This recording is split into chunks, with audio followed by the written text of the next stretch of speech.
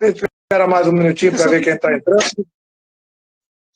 O que você acha? Porque nós temos também um tempo limitado, né?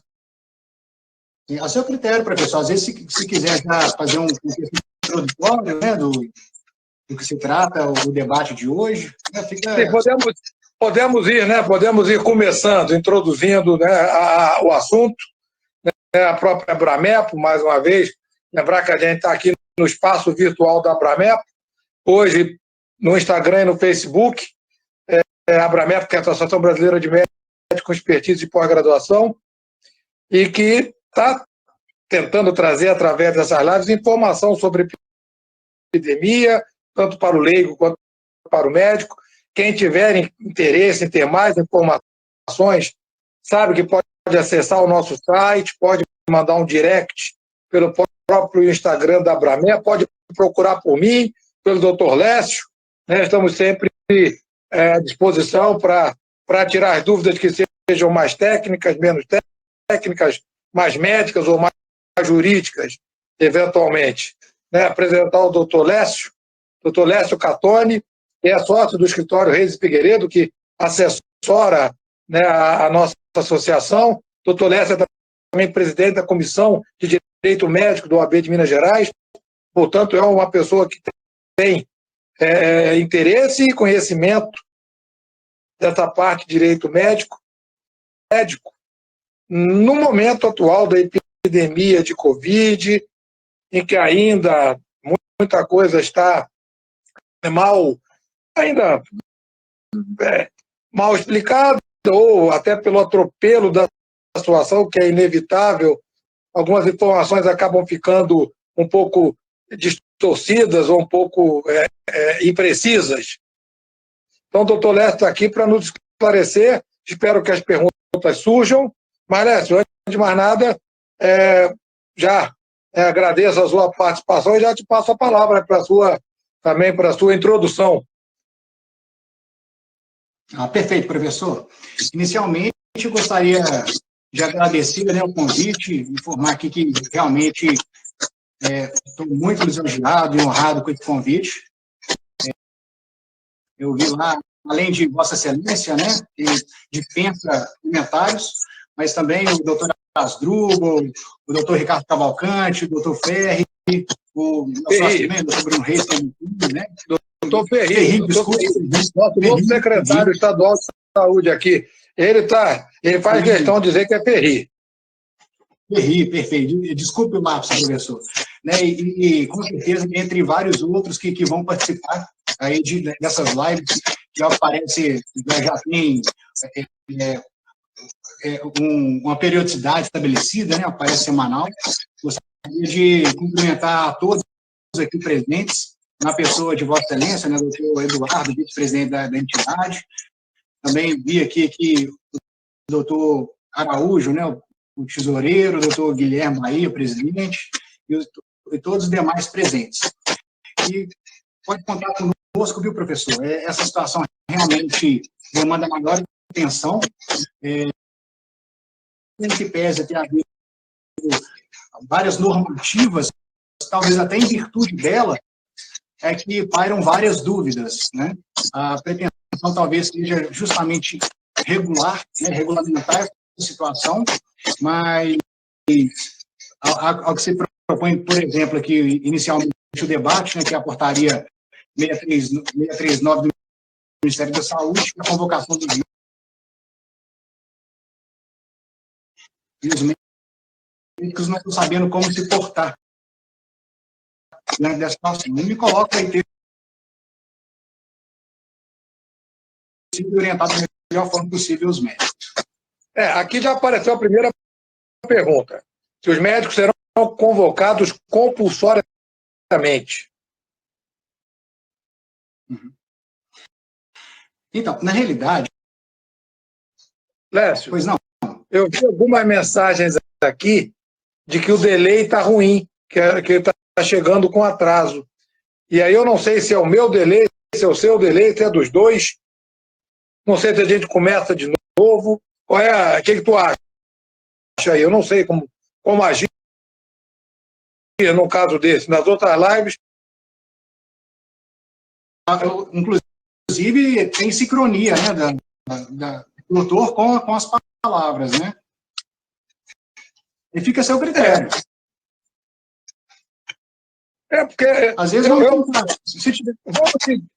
seguir um pouco, porque se está um delay, mas as pessoas estão ouvindo, eu acho que o mais importante que é a informação. Se a gente agora começa de novo, todo mundo tem que entrar de novo. Posso até pedir desculpas aí, eventualmente, pelo delay, mas então, por favor, siga aí a explicação. Então, na realidade, essa portaria 639, né, do Ministério da Saúde, ela convoca os profissionais da saúde a um cadastramento e um curso à distância para se prepararem a enfrentar, né, ao enfrentamento do tratamento dessa Covid-19, referente a dar esse suporte para toda a população brasileira, né? E esse cadastro, a princípio, o intuito do Ministério da Saúde é fazer uma espécie de triagem desses profissionais, inclusive onde se lotam e tudo mais, para depois, estrategicamente, se necessário, essa questão. Ela se limita a determinar um cadastramento desses profissionais da saúde, para esse mapeamento, se necessário for um planejamento, né, por conta das autoridades, e se porventura necessário for, o que se imagina é que deve ter um ato posterior, e aí sim, havendo uma eventual convocação, né? Agora, até respondendo a pergunta, poderia o Estado, né, o poder público, fazer uma convocação? Na realidade, em que pese a normativa da pandemia, que é recente, que muitos...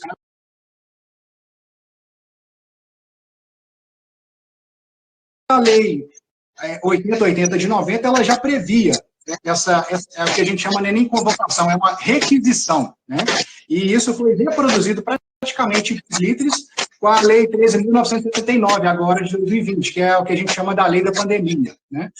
Então, mediante requisição do Estado, das autoridades públicas competentes, poderia o médico, né, ser convocado, sim, para esse ministério. E até aproveitando, professor, estou vendo aqui o doutor Bruno, nosso vice-presidente da Comissão de Direito Médico lá de Minas Gerais, presente aqui, prestigiando a gente. Estou vendo aqui também a Comissão de Direito Médico da OAB Nacional. Então, a live aqui, ao que parece, está sendo realmente prestigiada por vários nomes aqui, também do direito, em que pede ser um tema mais voltado para o direito, para os médicos, né, professor? Mas isso, obviamente, mostra que é um tema de interesse. É um tema que mobiliza.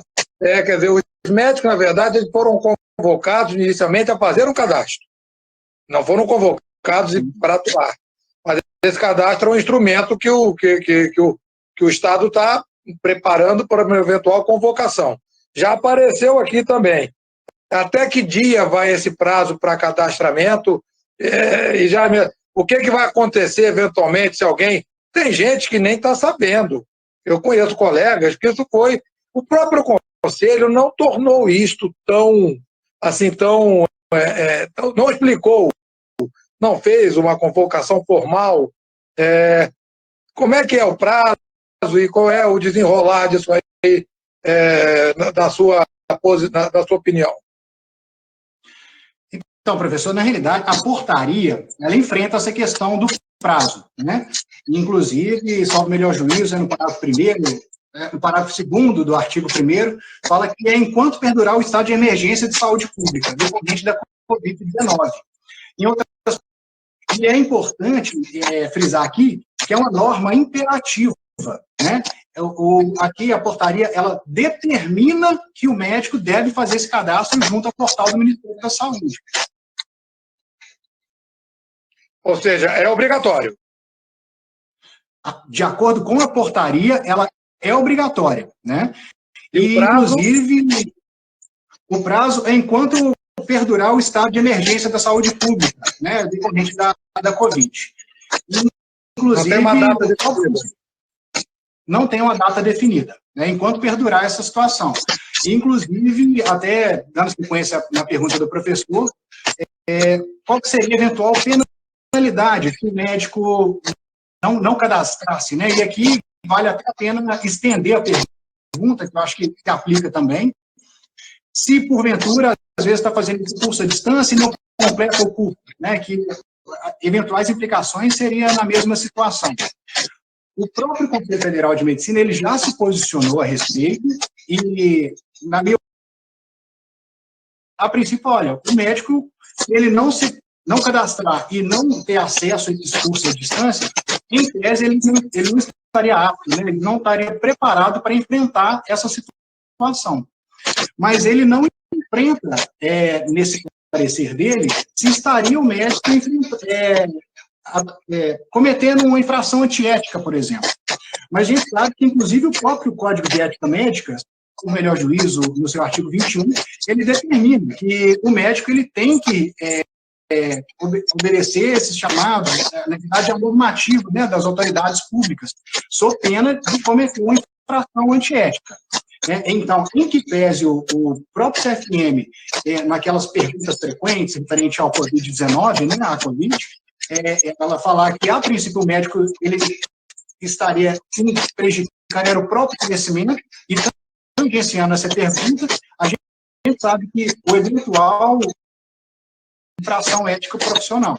E, por óbvio, né, isso aí seria apurado num processo administrativo, inicialmente através de um sindicato, depois do processo ético profissional, com direito à ampla defesa e contraditório pelo médico, e se entender assim, né, em virtude do devido processo legal e do procedimento administrativo, poderia haver uma penalidade. Sim. Mas eu até acho que, pelo bom senso, o médico que for, né, não cadastrou e o conselho for notificado que tal médico não se cadastrou, seria de bom tom se o conselho primeiro informasse, olha, tem que se cadastrar. Mas, é o que você fala, né, no rigor da lei ou da norma ou do código de ética, o médico não cadastrando é passível, então, de punição. Pelo menos? É passível. E aí tem até uns questionamentos, né? Falando, mas calma aí, alguns clientes nossos indagaram. Pô, Lécio, mas eu não recebi nenhum chamado do CFM, do meu regional, para eu fazer esse cadastro. Qual seria essa implicação? A gente tem que lembrar que essa determinação desse cadastro advém do...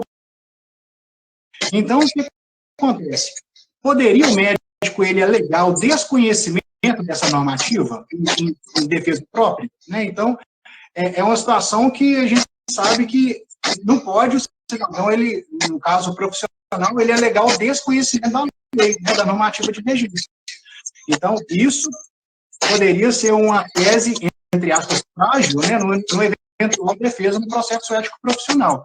Então, recomenda-se que esses profissionais da saúde, eles cadastrem, né, junto ao Ministério da Saúde, façam esse cadastramento da forma que determina a portaria, sob pena de poder incorrer em alguma sanção. Que o médico está fazendo o cadastro e ele, eventualmente, poderá ser convocado. Se essa convocação poderá se estender aos profissionais que não atuam ou que não possuem a especialização correlata, ou seja, que não sejam infectologistas ou intensivistas. Isso, no nosso dia a dia, né? A gente já conversa bastante sobre isso. Eu vou até deixar a resposta para você. Da área ser eventualmente convocado? Então, professor, a primeira coisa, acho que vale a pena falar que esse cadastro, lá tem algum questionário que o próprio médico fala se ele tem interesse em participar desse processo, né, de combate à pandemia ou não. E lá, em nenhum momento, se questiona se a pessoa da autarquia pública, do CFM, que é a 3268, né, de 57. E lá no seu artigo 17 fala que o médico estaria apto para praticar todo e qualquer ato médico, né, em qualquer área médica, bastando ele ser médico. Em outras palavras, se ele fizer a sua graduação numa entidade, na instituição de ensino, chancelada pelo MEC e depositar o seu ele apto a praticar qualquer ato médico. Então, no meu entendimento, né, e aqui eu falo, inclusive, enquanto advogado, não enquanto presidente da Comissão de Direito Médico aqui do AB de Minas Gerais, o meu entendimento pessoal é de que o médico ele está, sim, apto a praticar todo e qualquer ato médico, e não há que se falar aqui em qualquer especialidade, basta ele estar apto, ser ele médico, e isso por si só já implicaria na sua capacitação.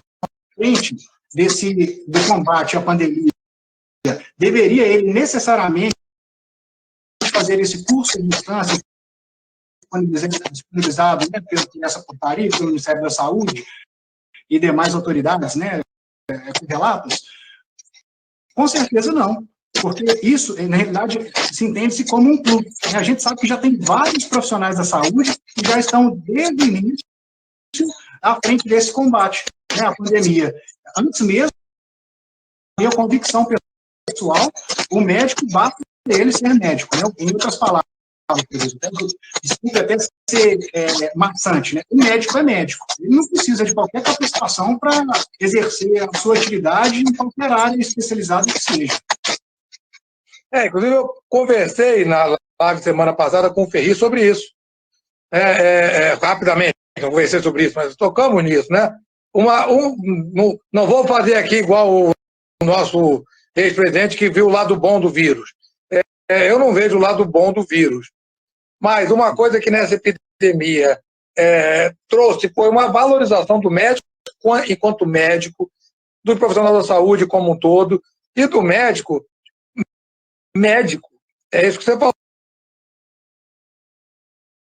Você precisa de uma pessoa com experiência, mas está se valorizando o médico, e tem vários níveis, né, de atuação em que o médico, com a sua experiência e com a sua formação, vai poder ajudar. A gente tem conta aqui, o médico chega lá, é convocado, faz o cadastro, é convocado, aí chega lá e não tem condições de trabalho. Como é que ele age? Não tem equipamento de segurança, ou, como a gente tem visto muito, não tem insumos, então ele não vai poder atuar de maneira correta e vai. Inclusive. Pois é, professor, essa é uma questão da maior importância também. Por quê?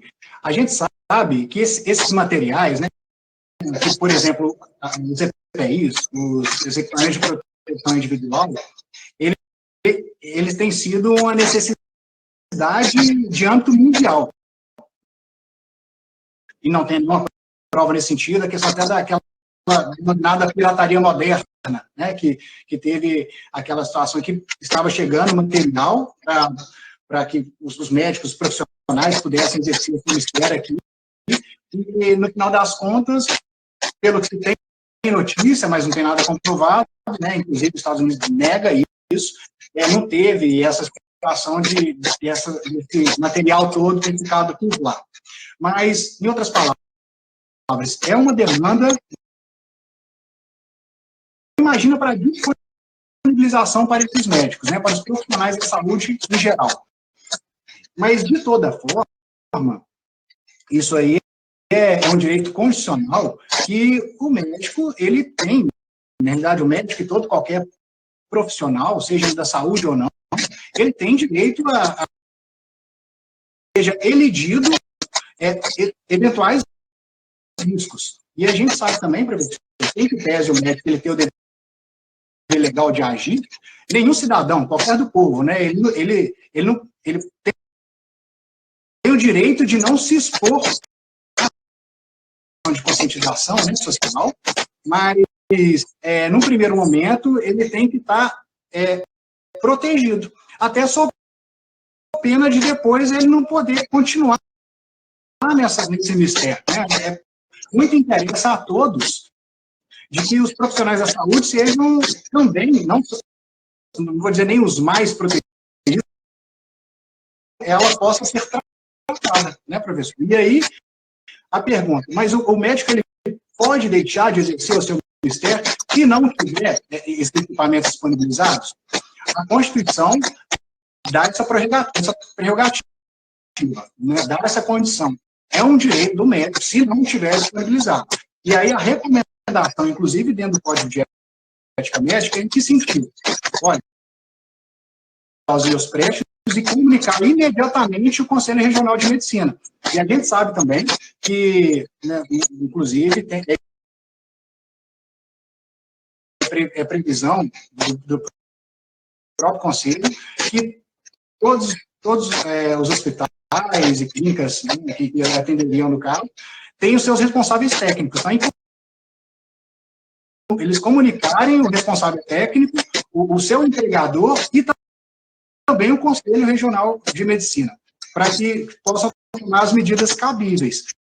Lembrando também que várias sociedades e associações estão de portas abertas para receber esse tipo de denúncia também. Ao que parece que a própria Abramep tem recebido essas denúncias para tomar providências, né? E o Ministério do Trabalho e Emprego, enfim, todos estão atentos, né, que possam exercer o seu ministério de forma plena e segura, por hora. Eu estava esperando você dizer o que a gente diz até em aula. Quando a gente dá aula de trauma, o médico não é o cara que entra no prédio para tirar ninguém do incêndio, nem entra ninguém da água, entra na água para tirar ninguém. Ninguém é obrigado a se expor ao risco, e ainda que isso, na nossa profissão como médico, a gente tem a obrigação de fazer o possível para salvar. Mas esse possível vai até o limite, né, onde nós nos expomos ao risco. De ter esse limite, né? Quando o seu risco passa a ser proibitivo, ninguém é obrigado a ultrapassar, salvo aqueles profissionais especificamente que têm essa atribuição. Mas aí, continuando, e aquela outra situação que a gente tem visto muito, o cara chega, tem EPI, mas não tem remédio, não tem respirador, e daqui a pouco está dando entrevista na televisão. O que é desagradável de qualquer forma. Como agir nesse caso em que você chega lá e não encontra as condições até para trate o paciente adequadamente e vai colocar o seu nome ou a sua reputação em risco? Perfeito, professor. Na realidade, no meu entendimento, a condição é a mesma, né? É denunciar essa situação. Exceção de alguns poucos estados, né? Então, as unidades, né, de terapia intensiva, elas estão realmente lotadas, não se tem mais respirador, a gente vê que a maioria dos estados estão fazendo licitações para adquirir isso de forma emergencial, né, medicamentos, os próprios maquinários para combater a Covid. Né? Mas é aquela coisa, infelizmente, né, professor, a gente está nosso país está em desenvolvimento, a gente tem que enfrentar isso com os recursos que nós temos. Viabilizar para que os hospitais eles tenham acesso de forma mais célere a esse maquinário, a medicamento, é importante que ofereçam essas denúncias, né, para os órgãos competentes, para que eles possam diligenciar e buscar, né, providenciar todo esse material para que possa prestar esse auxílio da forma adequada e devida à população. Eu já vi aqui, o professor Marcelo Perrone, foi meu professor, está aqui nos assistindo também. Ele sabe que a turma nossa, mais da antiga, seria muito difícil trabalhar em qualquer hospital de emergência público no Rio de Janeiro e imagino que no Brasil todo. É claro que eu não estou dizendo aqui para os médicos usarem esse tipo de subterfúgio de maneira nenhuma, deixar bem claro que esse aspecto em que você já começa a correr risco, expor ao paciente ao risco e de alguma forma isso tem que ser notificado. Você já falou, é o mesmo caminho, vai procurar um diretor técnico, vai procurar um responsável e o médico tem essa prerrogativa até de dizer, olha, desse jeito não dá para eu trabalhar. Exatamente. E é importante, inclusive, ele comunicar a todo recurso possível, mas ele não tem como realmente fazer com que isso simplesmente apareça, né, professor? Então, é importante que ele comunique, né, aos seus responsáveis, às autoridades competentes, para que diligencie, né? Esse é grupo de risco. Mas isso está no cadastro, não está? No próprio cadastro tem essa triagem também, professor, né? Então, aqueles que, em tese, estariam inseridos no grupo de risco, pelo menos o que tem dentro do bom senso, né, eles estariam isentos de disponibilizar. Ela não fala em convocação, né?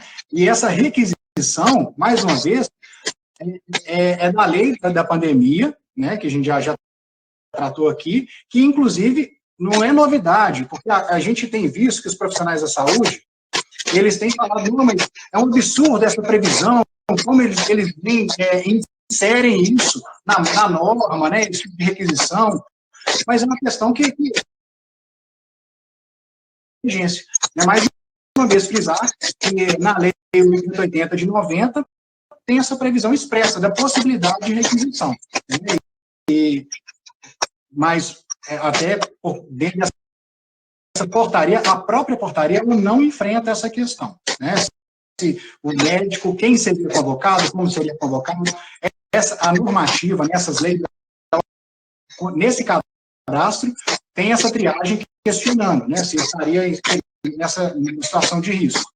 E o que se imagina é que se tiver um novo ato, é que provavelmente priorizariam os profissionais que não estariam inseridos, né? Eu diria que é o que o bom senso sugere. A gente só espera que o bom senso funcione, né? Que esses não sejam os primeiros, sejam, na pior das hipóteses, os últimos a serem em risco. Então, a princípio, né, primeiro é a própria integridade para buscar a integridade do próximo, né? Você disse, se houver realmente uma situação de risco que o cara consiga comprovar, né, de maneira a debilidade ele poderia recusar baseado nesse critério? Juridicamente falando, é possível. Aqui eu acho que é importante deixar claro na pessoa de Vossa Excelência, né, em que tese está inserido nesse meio dos profissionais de saúde. Eu sou um operador do direito, para até aproveitar o momento que, na realidade, todos vocês são grandes heróis, né, e a população depende disso. Então, acho que é importante fazer com que haja uma estimulação para que os profissionais realmente ameaçados e ver que tem essa situação de risco, juridicamente falando, entendo que é passível de discussão, inclusive de demonstração de que ele não estaria apto, né, para prestar esse auxílio. E a remuneração? Que alguém já perguntou aqui a remuneração. Existe, honestamente, eu na portaria não sei. Isso é remunerado? Como é que é a previsão disso? Você tem informação? Então, professor, na realidade, até tivemos o trabalho escravo, ou análogo ao escravo, já foi abolido há muito tempo, né, no Brasil. Então, de toda forma, disponibilizando os préstimos, por óbvio, haveria uma remuneração. 80 de 90 fala em indenização, mas na própria lei não enfrenta como seria essa indenização, né? Inclusive, a gente sabe que, olha, talvez tem um médico que tem anos de militância, o coordenador de determinada área é concursado, então, provavelmente, uma legislação específica, a tempo e modo, enfrentaria todas essas questões. Mas, lembrando que, num primeiro momento, o médico, ele é médico. Então, seja um médico recém-formado, seja um médico com seria a própria lei, né?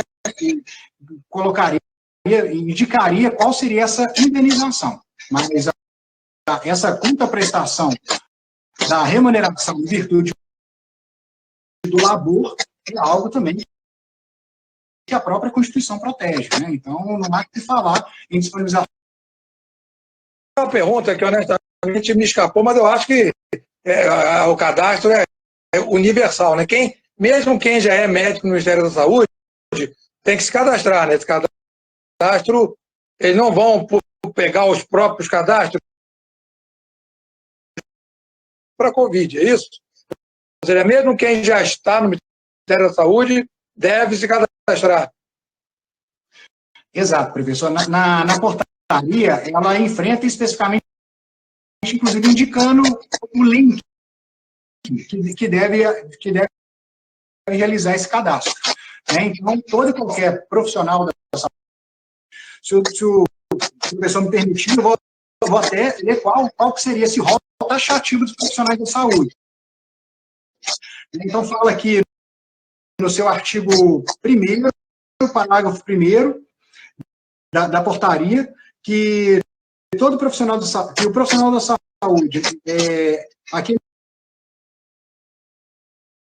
dia, biomedicina, educação física, enfermagem, farmácia, fisioterapia e terapia ocupacional, fonoaudiologia, em radiologia. Todos esses profissionais teriam que acessar esse link disponibilizado, né, na própria portaria, que é do Ministério da Saúde, para fazer a portaria fala, mas a pretensão é realmente fazer um levantamento para, se necessário for, uma triagem, um planejamento de curso de capacitação à distância.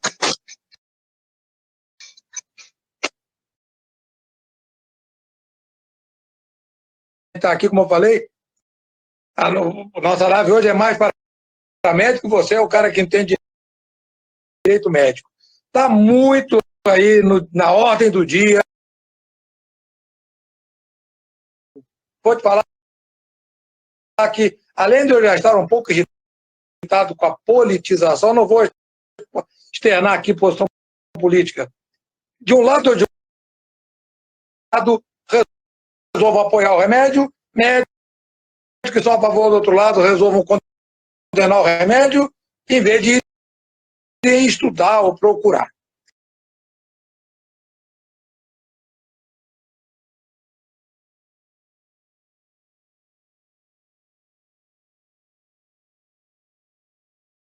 Para não estar num protocolo do Ministério da Saúde, o remédio está na farmácia.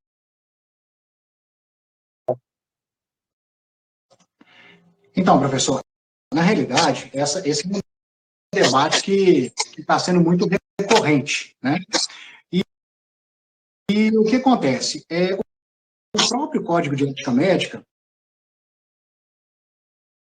que ele julgar necessário.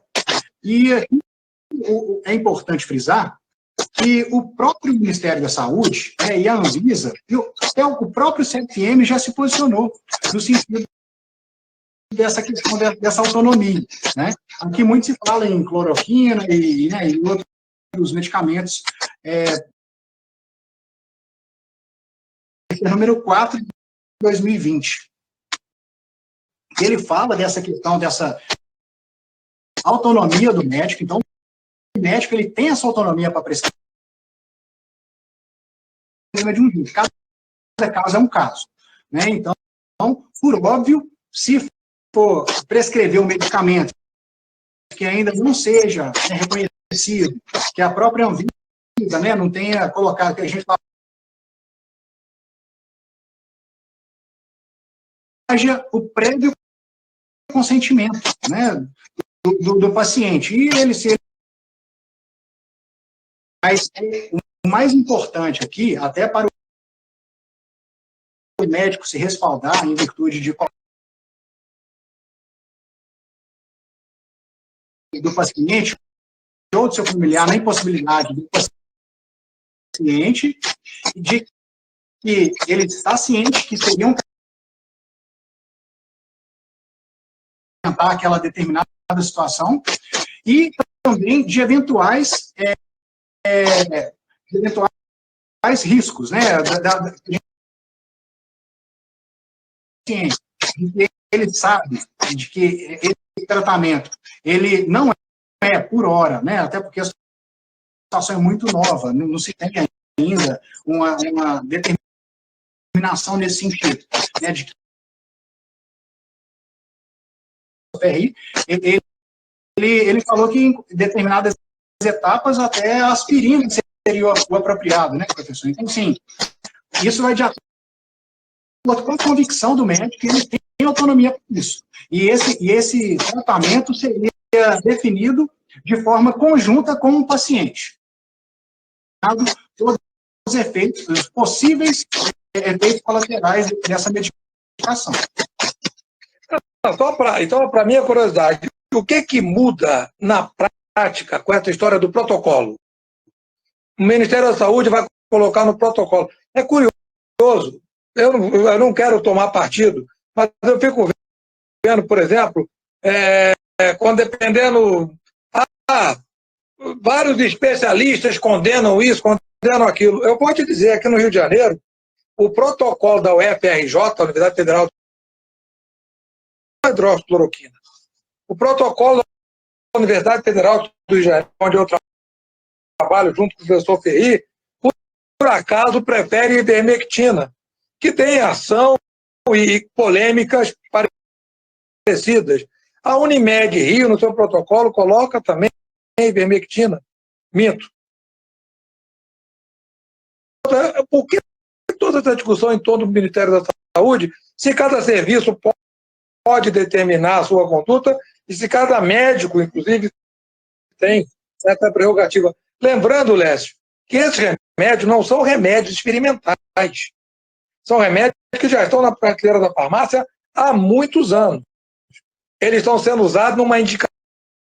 Vou até adiantar, como disse a semana passada, eu tive Covid e não tomei nada.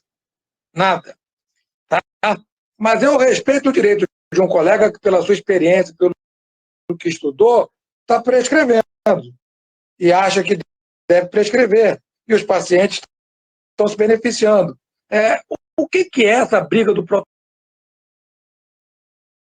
Não, a questão é justamente para o médico não incorrer em risco. A partir do momento que ele indica um medicamento em que seja regulado pela Anvisa, mas seja um tratamento off-label, ele está assumindo um risco, né? Então, não que ele esteja totalmente isento de risco se for um remédio regulado, né? Para aquela determinada enfermidade, patologia, enfim. Mas isso aí eu acho que daria uma segurança jurídica maior para o médico, né? E aí, até referente à Covid especificamente, é importante frisar o denominado o novo coronavírus. Então, isso está disponibilizado, né, no site do próprio Ministério da Saúde, e a Anvisa, até quanto a essa questão da própria medicação, tem até estou aqui com o computador na minha frente, eu abri aquelas perguntas frequentes, né, da Anvisa, e está aqui,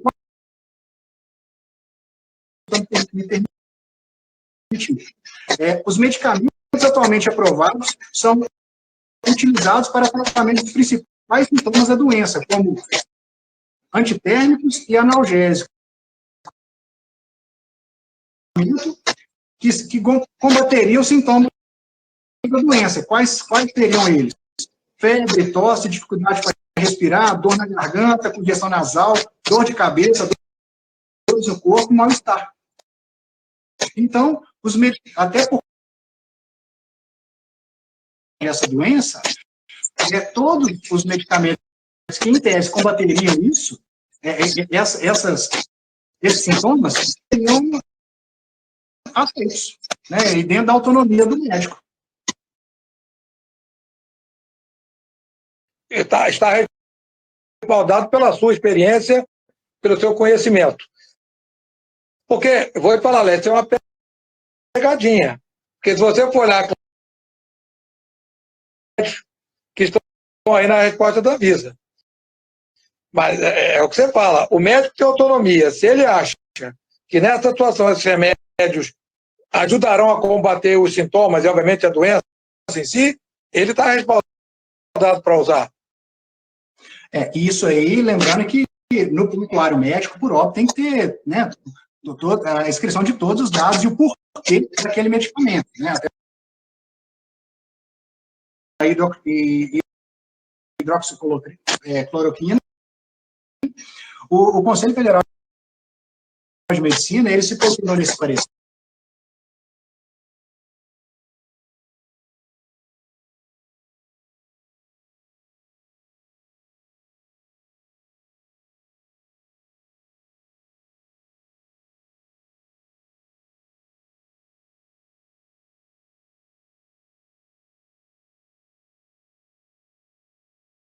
A esse medicamento, agora uma situação um pouco mais burocrática, né? Porque estava sendo utilizado indiscriminadamente.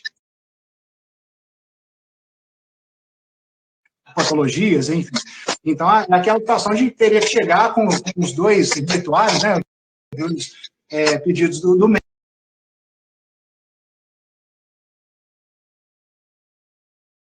Do Conselho Federal de Medicina. E esse próprio parecer, né, do Conselho Federal de Medicina, número 4, 2020, ele enfrenta essa situação. E o mais interessante é que se consta que constatar utilizando esse medicamento, nesse parecer, ele isenta o médico de uma eventual abertura de sindicância ou processo ético profissional. Então, o CFM já acionou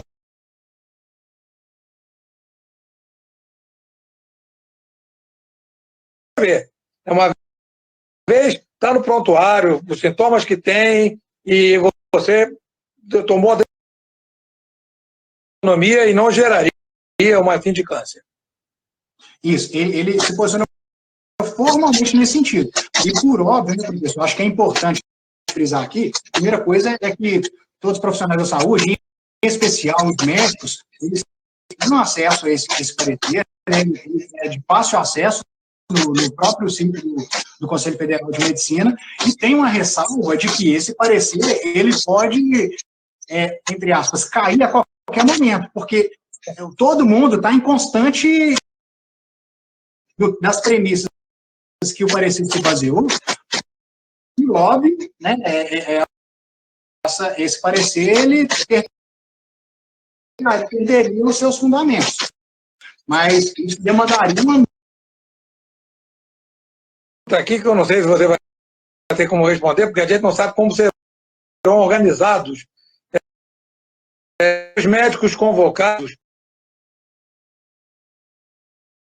agências com os acadêmicos que estão fazendo lá seu internato, mas eu não sei, honestamente, eu acho que não. Eu acho que seria, eu vou até me adiantar,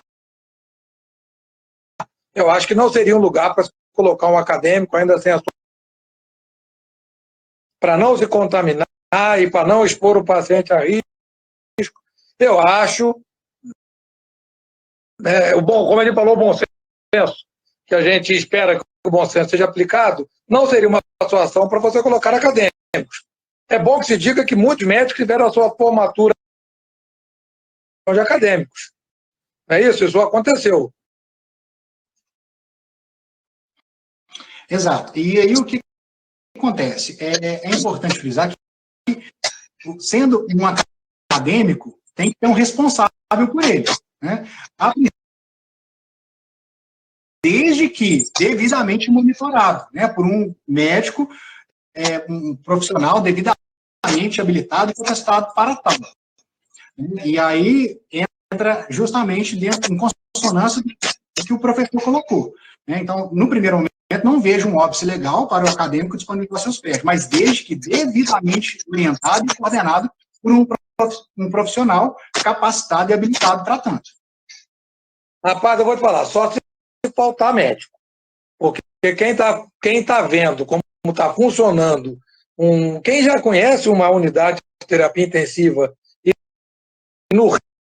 a não ser que falte médico para você ter um acadêmico lá e ainda ter que treiná-lo e prepará-lo. Eu acho que o bom senso não recomenda isso, é a minha opinião pessoal. Até me desculpo se alguém discordar, mas eu não vejo como você... Não é diferente você ter um acadêmico no hospital público fazendo parte do seu aprendizado e que ainda assim tem hora que, com licença aqui, que não dá. É uma pergunta bem específica, né? Não sei se você vai poder responder. Especificamente no momento da intubação, que a gente sabe que é um momento crucial para o paciente, mas é também um momento de muito risco de contaminação, e que você está ali muito, muito próximo. Se o médico não tiver os famosos EPIs adequados, ele pode recusar a intubar esse paciente.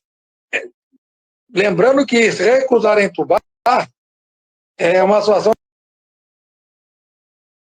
Alguns têm sido intubados precocemente, aí você pode esperar, mas vai ter aquele caso em que se você não intubar, e aí? Tem resposta para isso? Então, professor, na realidade é uma pergunta capciosa. Né? Não era a minha intenção. Não, sem problemas, mas vamos tentar esclarecer. Né? Lembrando que o direito ele não é uma ciência exata, né, professor? Aqui, em que pese entendimento contrário, que a gente respeita, inclusive, eu acho que é bem dentro daquela linha que a gente colocou. Aqui ninguém pode desconsiderar que o médico ele tem um dever legal de agir. Né? E se ele tiver condições de prestar esse auxílio a essa pessoa, esse paciente, o resultado.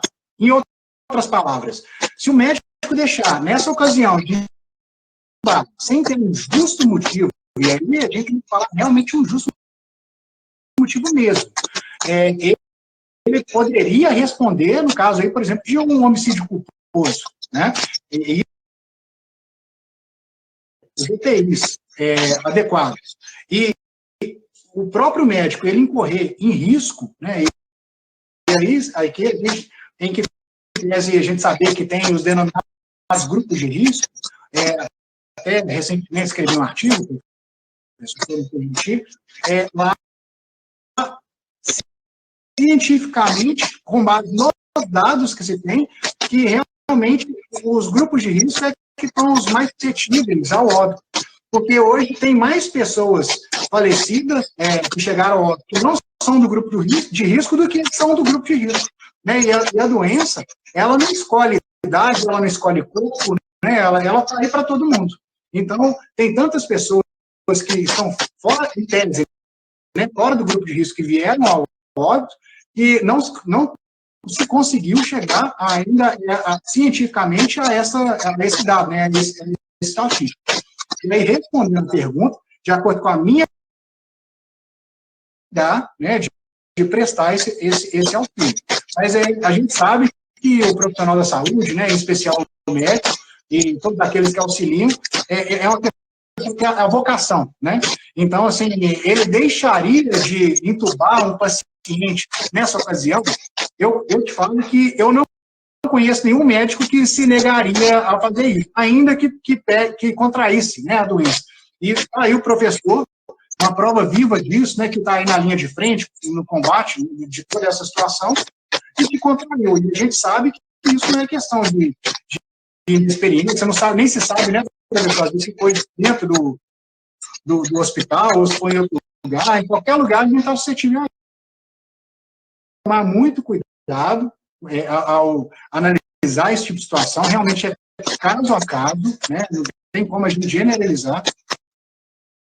O importante é que todos os profissionais de saúde, como toda a população brasileira, tenham essa consciência social da situação que a gente vive, né, e possa prestar todo o auxílio necessário aos pacientes. Agora, a lei, né, é uma prerrogativa do profissional da saúde, de todo cidadão, mais uma vez, né, desde que não coloque sua vida em risco. Não, Marés, você falou muito bem. Eu não conheço nenhum médico que, diante realmente do risco grave, do risco do óbito ou de um agravamento do paciente, vai se negar. Mas existem, sim, situações em que você vai fazer uma intubação precoce. Eu acho que em determinadas situações você vai se permitir o direito de, olha, arruma um material aí que desse jeito da sua formação, da sua vocação. Se o paciente estiver em risco, não acredito que ninguém, mesmo diante do próprio risco, vá assistir aquilo, assistir a um mau resultado sem intervir. Mas é bom que saiba, que havendo essa... Se o cara tiver direito de dizer, olha, dá para esperar 15 minutos, me arruma um EPI, ele está autorizado a fazer isso. Exatamente. Perfeito. Tá. Até para dar uma palavra, você falou muito bem. Conversamos com o Rei semana passada, né? Claro que estatisticamente morre mais pacientes até fora do grupo de risco, porque existem mais pacientes fora do grupo de risco. É uma questão matemática. Sim. Mas existe sim, né? A gente já sabe que no espectro do que tem menos risco, do que vai evoluir melhor, tem o outro lado. Tem aquele paciente que, por uma predisposição genética, vai evoluir mal, mesmo sem estar em grupo de risco. Então, é um pouco lotérico e nós não temos esse rótulo. Então, todos nós, de alguma forma, quando nos expomos à contaminação, temos consciência de que podemos, e todo profissional da saúde tem que se proteger, tem a obrigação de se proteger, até que para que possa continuar, como você diz, né, possa continuar na atuação, e tem a obrigação de se proteger para a sua própria segurança e para que realmente não vá levar para os seus familiares e possa continuar atuando.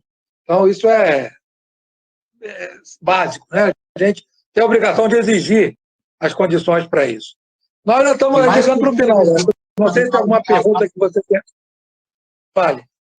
Até essa questão, além de ter essa cautela e atenção com os EPIs, é no manuseio também, né? Acho que vale a pena frisar aqui, se não me engano, o professor Asdrubal também, que teve uma live aí, né, da Abramepo, ele registrou de que a maior parte, a maioria das contaminações que ocorrem é justamente quando se manuseia os EPIs, né? Quando tira o EPI, vai descartar, né, dos profissionais da saúde. Então, a questão do EPI, não só a utilização, mas o manuseio de descarte, é uma questão da maior importância. Pior em alguns pacientes tem a ver com a intensidade da contaminação. E aí, mais uma vez, falando no momento da intubação, é um momento chave para o paciente, mas é um momento chave também para o médico, que é um momento em que ele está... Se eu não tiver... nem que bote uma máscara de pano, você está entubando um paciente com aquela proximidade da via aérea, o seu risco de contaminação e de contaminação numa intensidade grande tem que ser considerado. O cara não pode não considerar esse risco como risco importante.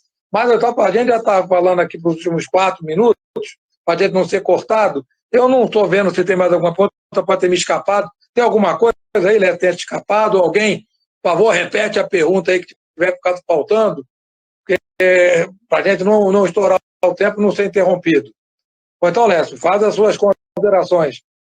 E acho que, às vezes, até, professor, né, nesse final, se porventura alguém reproduzir a pergunta, né, até o próprio professor havia me pedido para lembrar, né, ao final, se porventura alguém tiver interesse, aparece, essa live vai estar disponível também no sítio, né? Não é isso? Da Abramepo, professor? Como é que é isso? Eu não entendo nada, mas parece que eles conseguem baixar e botar depois no YouTube da Abramepo, ou colocar na... Abramepo, pode mandar o direct para a Abramepo, quem tiver alguma dúvida, quem tiver interesse em participar do seu... em conhecer, participar, ou quem quiser fazer alguma pergunta a mais para o doutor Lécio Catoni, pode procurar pelo próprio direct da Abramepo, ou pelo site. Perfeito. E eu me coloco à inteira disposição, viu, professor? Se tiver qualquer dúvida, mais uma vez... Marco respondeu aqui, vai ficar no YouTube. Vai ficar no YouTube depois. Não, perfeito. Foi um prazer, uma honra o convite. Isso aqui aumenta muito a nossa responsabilidade em virtude do nível, né, dessas lives que tem ocorrido aí na Abramep. Se for do interesse também, né, do professor, todos esses documentos, seja o parecer, né, do Conselho Federal de Medicina, o número 4 de 2020, eu tenho também aqui, faço o protocolo do Ministério da Saúde de manejo clínico para o novo coronavírus, a questão das perguntas frequentes da própria Anvisa, enfrentando essa questão. Eu posso disponibilizar o doutor também, às vezes, se quiser deixar esse material disponível no site, né, nas mídias da Abramep, sinta-se à vontade, viu? Coloca à disposição. Você sabe que não sou eu que cuido disso, mas vamos encaminhar a ideia, porque, evidentemente, é muito útil. Eu estou vendo aqui, pelo que o pessoal está agradecendo e parabenizando, eu acho que você, Lécio, não a gente, você cumpriu o objetivo aí de esclarecer, de informar, mas acho que esses documentos ficariam bem no nosso site, de alguma forma. A gente vai ver aí como é que o pessoal aí das mídias vai cuidar disso. E o Marcos já falou, já disse que isso vai para o YouTube da Abramep, e eventualmente eu vou colocar nos grupos que eu estou lá o link, para que a pessoa, eu acho que foi realmente muito esclarecedor desses pontos, dessa interseção jurídica entre a atividade médica e a questão jurídica nessa época de epidemia. Eu te agradeço muito pela sua participação, eu que agradeço, estou aqui contando ali o tempo para a gente não estourar, não apareceu que eu tenha visto mais nenhuma pergunta aqui, só estou aparecendo parabéns, eu agradeço também a quem esteve aqui com a gente, agradeço a quem prestigiou, e Lécio, passo a palavra para você encerrar. Fique à vontade aí que a gente encerra, e na semana que vem estaremos aqui de novo, então já estou convidando, certamente teremos uma live na semana que vem, também aqui nas mídias da Abramep, tirando dúvidas sobre alguma coisa relacionada à epidemia. Quer encerrar? Na realidade, faço suas as minhas palavras, né? Agradeço imensamente mais uma vez, né, o convite, e também a todos aqueles que prestigiaram, né, a Abramep e a live, que contribuíram com as perguntas, e mais uma vez me colocando à disposição para todo e qualquer auxílio, né, que a Abramep julgue, ou que eventuais interessados. Tem uma pergunta aqui, não sei se vai dar tempo, que é aquela história, tá todo mundo aí falando em RQE, a gente escuta muito isso. O médico atende, não é infectologista. Lá na frente, passou a epidemia, alguém pode processar e perturbar, porque ele não era infectologista, estava atuando na Covid? Então vai ter aí 30 segundos. Essa questão do RQE, ela é um pouco sensível, né, do registro de qualificação de especialidade. O médico, pelo menos o que determina sobre a ótica do Conselho Federal de Medicina, né, pelo seu Código de Ética Médica, é o médico publicizar eventual especialidade que não tenha. Mas a atuação, ela é legítima para todo e qualquer médico. Ele não precisa ter uma especialidade naquela área específica para disponibilizar os seus préstimos frente à pandemia, ou a epidemia, ou qualquer outra área da medicina. Ele pode praticar todo e qualquer ato médico. Aqui a discussão de ética é tão somente a publicização desse registro de qualificação de especialidade.